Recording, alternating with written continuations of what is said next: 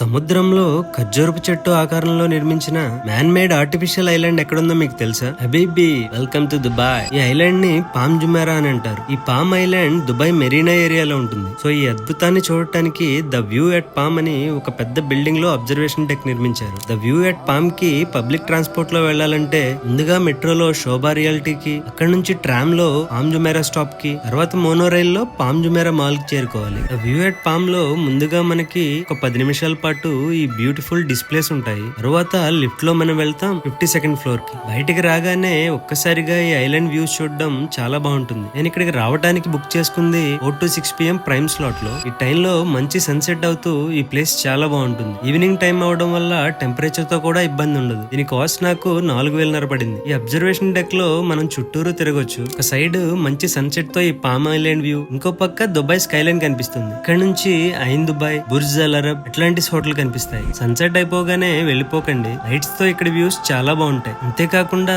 మనం ఉన్నది 52nd floor లో, ఇంకా పైన 54th ఫ్లోర్ ఉంటుంది. టైం రాత్రి 7:30 తర్వాత ఈ VIP ఫ్లోర్ కి ఫ్రీగానే యాక్సెస్ ఇస్తారు. ఇక్కడ నుంచి palm island, Dubai Marina views ఇంకా చాలా బాగుంటాయి. పామ్ జుమేరా ఫుల్ వీడియో చూడాలంటే ఈ క్రింద ఉన్న లింక్ నొక్కితే ప్లే అవుతుంది.